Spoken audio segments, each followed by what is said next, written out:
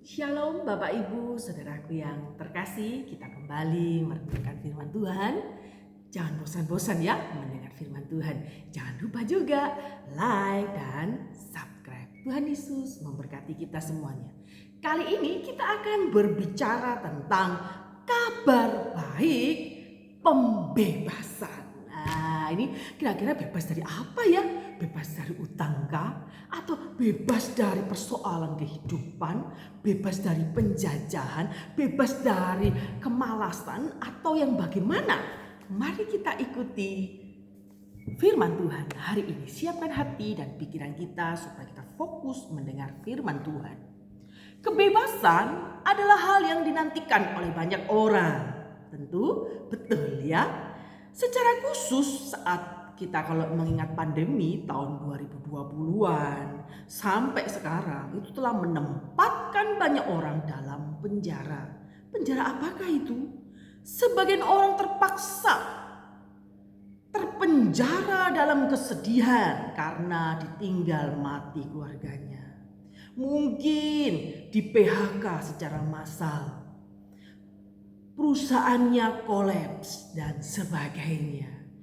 Sebagian lagi terbelenggu karena kekecewaan dan keputusasaan karena pekerjaan dan keluarga yang mengalami goncangan besar. Seluruh dunia juga merasakan hal itu. Bukan hanya kita, semua orang di dunia ini saat pandemi hidup seakan-akan terpenjara dalam kesulitan, kadang-kadang di rumah takut keluar dan sebagainya. Bersyukur kepada Tuhan ya, hari ini sudah mulai baik-baik saja, mulai mengalami pembaharuan walaupun pelan-pelan ya Bapak Ibu Saudaraku. Jenis belenggu itu sebenarnya masih bisa diperpanjang tanpa batas tentunya. Kita tidak pernah tahu sampai kapan ya batasnya. Karena banyak orang tertawan dalam berbagai persoalan dalam dunia yang sudah jatuh dalam dosa. Ini situasi yang ya tidak mengagetkan tentunya bagi kita. Manusia tidak berkuasa melepaskan dirinya dari berbagai kejahatan dan penderitaan.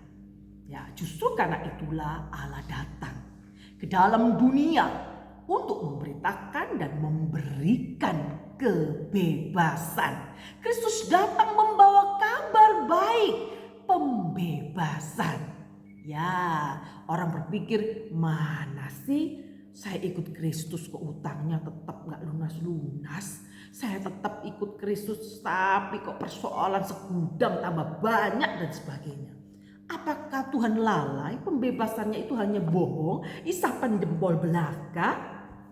Sebenarnya teks hari ini mengisahkan suatu khotbah Yesus yang pertama di Nazaret, di kampung halamannya. Mari kita akan baca di dalam Lukas pasal 4 ayat 16 sampai 21. Roh Tuhan ada padaku. Oleh sebab itu ia telah mengurapi aku untuk menyampaikan kabar baik kepada orang miskin. Dan ia telah mengutus aku. Nah, kalau Bapak Ibu lihat ada bintang di situ, kalau pakai HP ya dicek.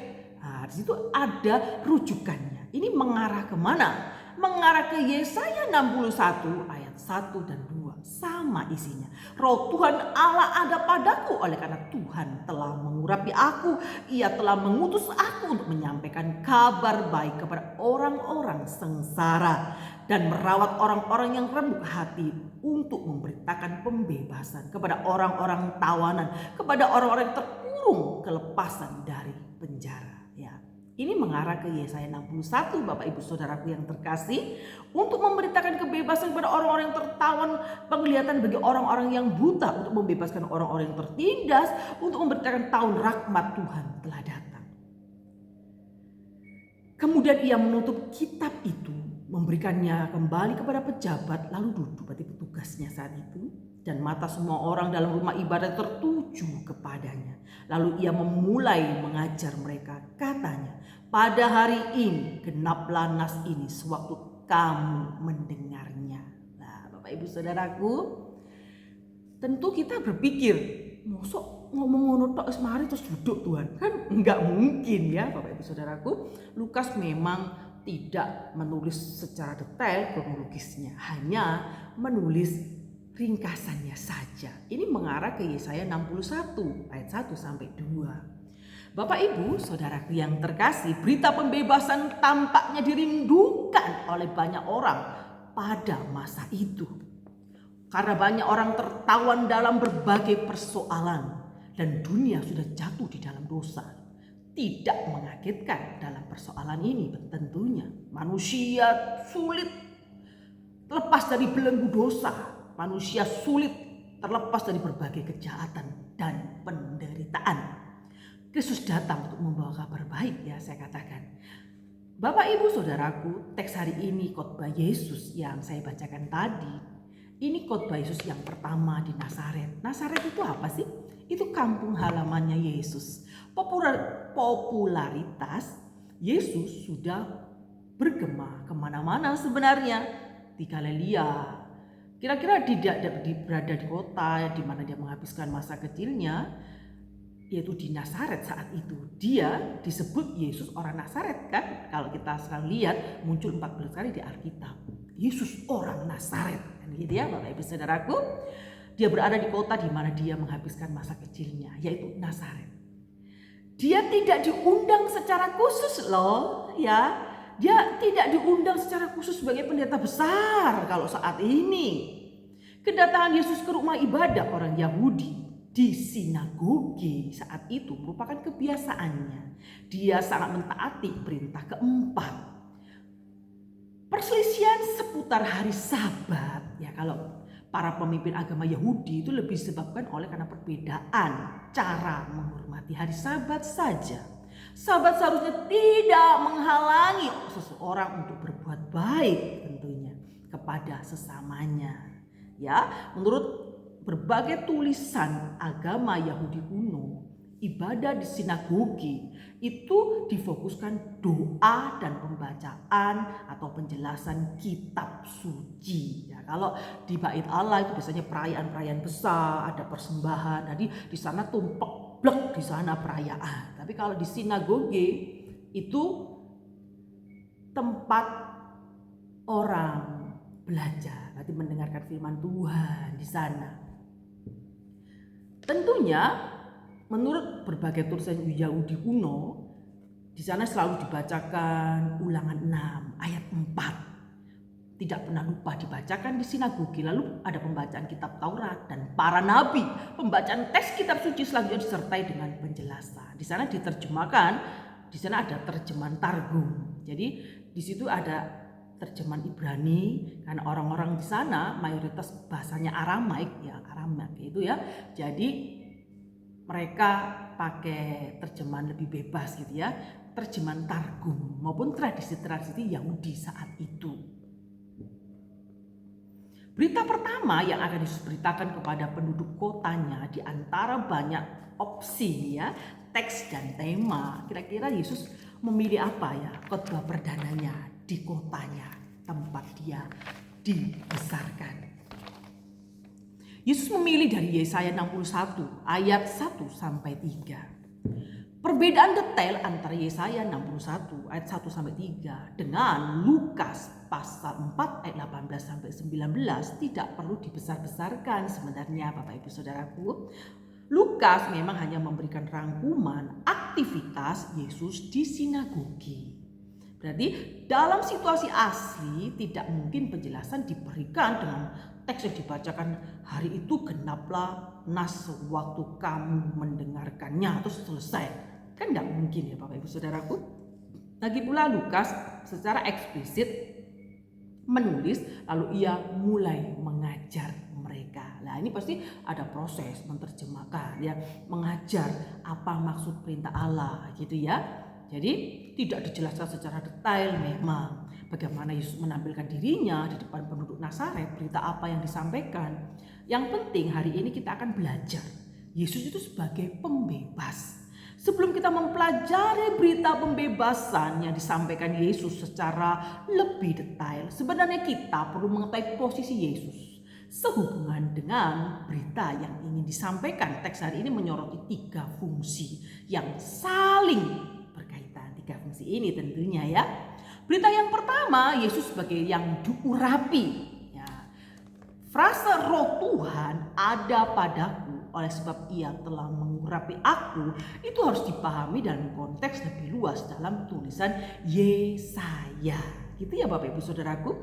Hamba yang diurapi di sini identik dengan hamba Allah tentunya, yang dinubuatkan dalam Yesaya 42 sampai 53. Hamba yang diurapi adalah hamba yang menderita, adalah utusan Allah untuk sebuah misi penyelamatan yang khusus. Kedatangan hamba Allah ini merupakan penghiburan ilahi bagi orang-orang Yehuda dalam kaitannya dalam pembuangan di Babel. Gitu ya Bapak Ibu Saudaraku. Kita perlu ingat ide tentang Yesus diurapi dan Roh Kudus itu tampaknya mendapat perhatian khusus di dalam Injil Lukas. Gitu ya Bapak Ibu Saudara. Pada saat baptisan Yesus, kalau kita ingat, Roh Kudus turun ke atas dia dalam rupa burung merpati tentu ya. Nah, ini disertai dengan peneguhan ilahi oleh Bapa. Pada saat dicoba oleh iblis juga disebutkan bahwa Yesus penuh dengan Roh Kudus di sana. Nah, Bapak Ibu Saudaraku, pelayanan Yesus sampai ke Galilea juga merupakan pimpinan dari Roh Kudus. Nah, Bapak Ibu Saudaraku, yang kedua yang kita akan mempelajarinya, Yesus sebagai pemberita. Mengapa kok begitu? Iya, hamba Allah yang dalam nubuatan Yesaya itu mengemban misi penyelamatan dengan berbagai aspek di dalamnya tentunya. Walaupun demikian, dalam khotbah Yesus di Nazaret, perhatiannya difokuskan pada tugas pemberitaan. Ya, tugas ini diungkapkan sebanyak 3 kali ya Bapak Ibu ya, melalui kata-kata untuk menyampaikan kabar baik, untuk memberitakan. Dengan demikian Yesus bukan hanya inti dari berita Injil saja ya, tetapi dia juga sang pemberita Injil. Ya, gitu Bapak Ibu Saudaraku. Yang ketiga, Yesus sebagai penggenap. Klimaks dalam pengajaran Yesus di sinagoge Nazaret dalam penggenapan tugasnya, dia menandaskan pada hari ini genaplah nas waktu kamu mendengarkannya. Istilah hari ini dalam konteks ini jangan dipahami terus hari ini tok gitu. Enggak Bapak Ibu Saudaraku ya. Dalam 24 jam ya enggak juga kan begitu. Bentuk kata kerja perfect genaplah terjadi di awal pelayanan Yesus gitu ya. Dan nanti terus akan digenapi sampai sempurna melalui kematian dan kebangkitan Yesus. Jadi Yesus itu bukan hanya sebagai proklamator, tapi juga eksekutor janji-janji Allah. Jadi semua nubuatan para nabi itu mengarah ke Yesus gitu ya. Jadi kalau kita tidak mempercayainya berarti alangkah bodohnya, karena semua nubuatan itu semua mengarah ke Yesus ya. Jadi Yesus itu penggenap janji Allah. Ingat, Yesus itu tidak hanya pemberita, tapi dia tidak hanya khususnya memberitakan, tapi dia pembawa beritanya. Dia orang yang menyelamatkan umat manusia. Ketika Yesus sebagai penggenap di sini, klimaks pengajaran Yesus di sinagoge ya Bapak Ibu ya, dia sebagai eksekutor janji-janji Allah. Ingatlah hal itu. Berita pembebasan ya Bapak Ibu Saudara, setiap orang memahami kabar baik secara hurufiah. Banyak orang berpikir Yesus datang hanya kalau Mesias datang di dunia ini dia akan membebaskan dari penjajahan Romawi. Yesus akan membebaskan dari segala kemiskinan, yang buta, yang timpang, yang lumpuh, semua dibebaskan, semuanya dalam keadaan baik-baik saja. Secara fisik saja yang kita inginkan. Manusia memang mempunyai kecenderungan ingin berkat-berkat yang fisik saja. Tetapi Allah lebih dalam. Dia memikirkan yang lebih ilahi. Jadi berita pembebasan ini sebenarnya secara rohani. Secara rohani bukan berarti jasmani terbengkalai. Tidak. Di dalamnya, termasuk di dalamnya. Tapi fokusnya adalah pemberitaan rohani. Ingat Bapak Ibu Saudaraku, semakin orang memahami kabar baik secara hurufiah, karya pengendapan Yesus di sini diyakini memang ditujukan bagi mereka yang miskin, terbelenggu, buta, tertindas.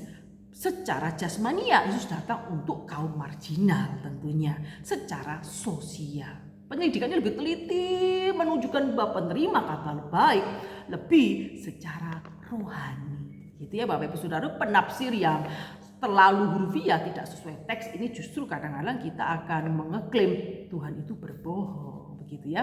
Jadi intinya pemberitaan kebebasan itu kebebasan secara rohani, terbelenggu dari dosa. Kita ini orang-orang yang terbelenggu dari dosa, yang buta, tidak pernah melihat kemuliaan Tuhan, yang jauh dari kemuliaan Allah karena dosa, tapi karena kasih karunia Allah, Tuhan datang menghampiri manusia, memberikan kebebasan ilahi di mana Anda tidak terbelenggu dari dosa. Hidup menjadi seteru awalnya, tetapi sekarang menjadi anak-anak Allah. Begitu ya Bapak Ibu Saudaraku.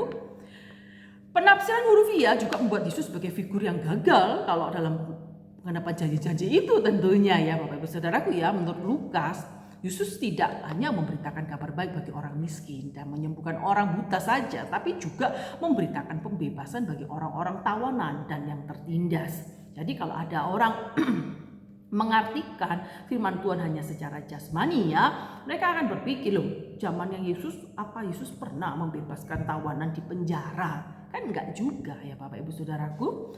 Apakah penjelasan ini berarti tidak ada aspek jasmania sama sekali? Tuhan tidak menyentuh aspek jasmania manusia? Tidak juga Bapak Ibu Saudaraku, aspek jasmania tetap ada, tetapi bukan menjadi sorotan utama. Yesus juga menyembuhkan orang buta saat itu.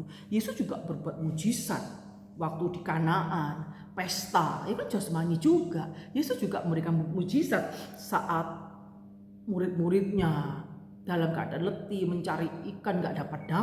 Ternyata waktu Yesus tebarkan jalan, langsung wah terkoyak jalannya, ikannya buahnya, dia panggil teman-teman. Ini kan berkat jasmani juga.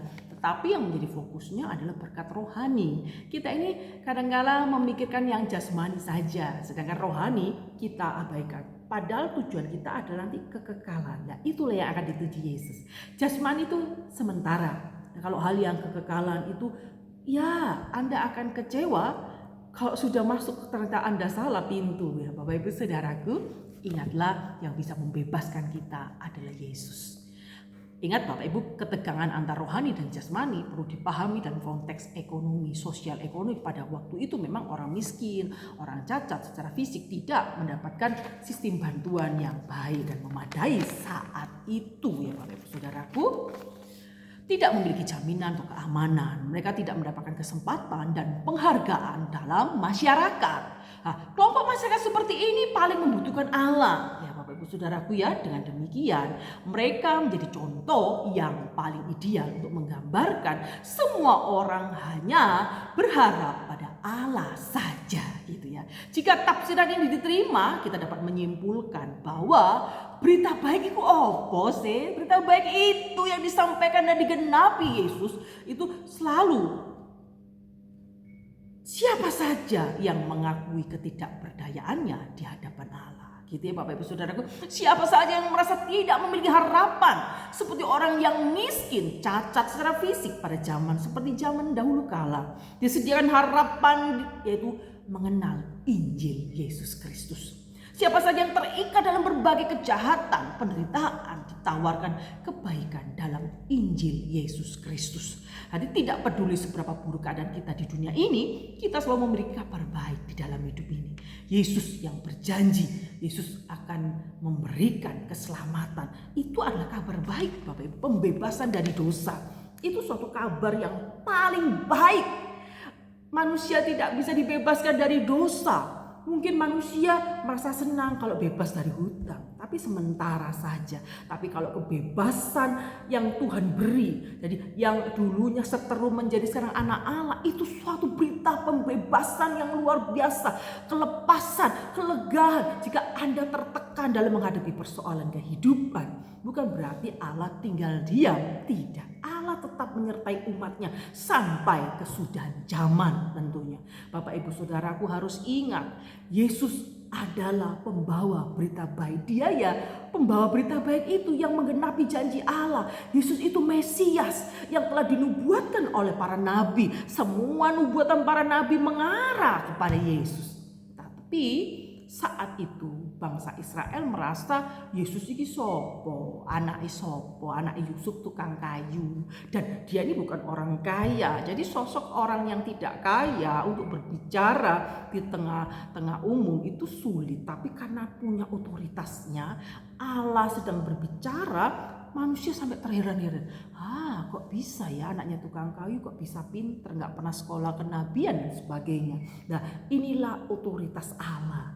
Ingatlah Bapak Ibu Saudaraku, jika Anda dipanggil untuk diselamatkan, Anda harus membagi berita kabar baik ini kepada tetangga kita, sanak saudara kita, semua orang yang kita temui. Kabar baik itu Yesus Kristus. Dialah Tuhan dan Juru Selamat yang sanggup menyelamatkan manusia, yang membebaskan dari belenggu dosa.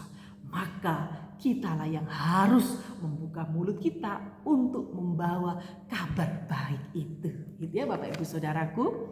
Ingatlah, kita selalu memiliki kabar baik di dalam Kristus Yesus. Ia dijanjikan oleh Yesus bukan hanya jalan keluar dari satu persoalan saja, tapi akar dari sebuah persoalan. Apa sih akar dari sebuah persoalan Bapak Ibu Saudaraku? Akar dari sebuah persoalan adalah dosa. Sebenarnya dosa ini masalah yang terbesar yang pada zaman modern ini orang antipati, ya seakan-akan antipati. Bicara dosa sudah tidak relevan. Kita menganggap enteng dosa. Ya Bapak Ibu Saudaraku, dari zaman ke zaman kita kalau tidak mengenal Kristus, ya kita akan terbelenggu dari dosa. Tapi kita sudah dibebaskan dari dosa. Sengat maut ya telah dikalahkan dengan kematian dan kebangkitannya. Jadi kita patut bersyukur kepada Tuhan. Yesus bukan hanya sekedar janji, karena Kristus sendirilah yang menggenapinya. Ingatlah Bapak Ibu Saudaraku, kabar baik pembebasan. Kabar baik pembebasan itu membebaskan kita dari segala dosa. Itu pertanyaannya, apakah kita sekarang ini kebal dosa? Oh tidak. Kita mungkin bisa jatuh dalam dosa, tetapi kita tidak tinggal tenggelam di dalam dosa. Kita adalah anak-anak terang, maka apapun yang kita lakukan harus sesuai dengan firman Tuhan. Maka firman Tuhan itu harus dibaca, firman Tuhan itu harus direnungkan, firman Tuhan itu harus belajar dipraktekkan dalam kehidupan sehari-hari. Pembawa berita damai sejahtera. Siapakah itu? Kitalah orangnya. Kalau di gereja kita duduk manis menikmati khotbah pendeta sambil menangis, iya Tuhan ampuni aku. Tetapi setelah kita pulang, kita menjadi seorang jemaat yang bungkam, tidak mau ngomong apa-apa kepada orang lain. Di gereja diajari opo saya sakjane ya begitulah, nyanyi-nyanyi doa persembahan pulang. Kan bukan begitu ya Bapak Ibu Saudaraku. Hidup ini perlu menjadi pembawa berita damai sejahtera. Siapakah yang kita beritakan? Bukan kesuksesan kita, bukan kepandaian kita, tapi yang kita beritakan adalah Yesus, Juru Selamat umat manusia. Karena keselamatan itu bukan hanya untuk kita saja, tapi untuk semua orang yang mau percaya. Sulit memang mempercayai Yesus karena orang berpikir Yesus itu Tuhan. Kok diangkat menjadi Yesus itu manusia kok dianggap jadi Tuhan ya. Orang Kristen itu serba aneh. Saya pernah di DM orang di YouTube, ada komentar-komentar gitu ya Bapak Ibu ya, mungkin di Instagram juga ada yang di DM gitu, misik gitu ya.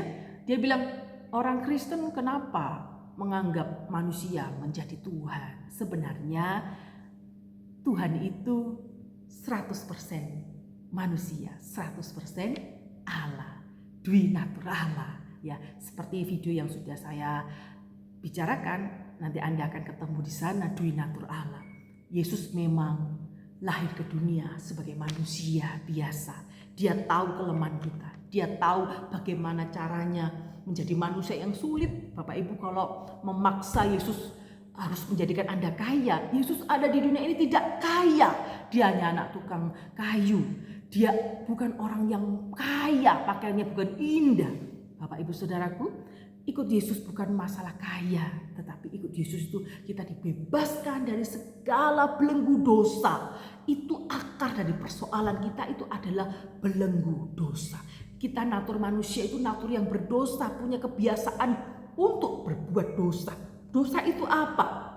Melanggar ketetapan Allah, menentang Allah. Jadi kita ini dulunya seterunya Allah, tapi bersyukur kepada Tuhan karena kematiannya, karena kebangkitannya kita diselamatkan. Kabar baik ini jangan sampai kepada saya saja, harus sampai kepada anak saya, harus sampai kepada saudara saya, keluarga saya, rekan-rekan saya. Tentu kita tidak bisa memaksakan mereka untuk mempercayainya, tapi saya percaya saat Anda memberitakan kabar gembira, jika Roh Kudus menggerakkan orang itu, dia akan menerima Yesus. Begitu ya Bapak Ibu Saudaraku ya, murid-murid Yesus dimanapun Anda berada, jangan pernah enggan untuk membawakan berita kabar kesukaan, yaitu pembebasan dari tawanan belenggu dosa. Siapa? Yesus Kristus namanya. Itu yang kita beritakan setiap hari. Hidup kita harus menjadi suratan yang terbuka, yang orang lain bisa melihat bahwa Yesus hadir di tengah-tengah hidup kita. Tuhan Yesus memberkati kita semua yang telah mendengar firman Tuhan. Jaga hati, iman, pengharapan, dan kasih tetaplah selalu ada dalam perlindungan Tuhan. God bless you. Tuhan Yesus memberkati.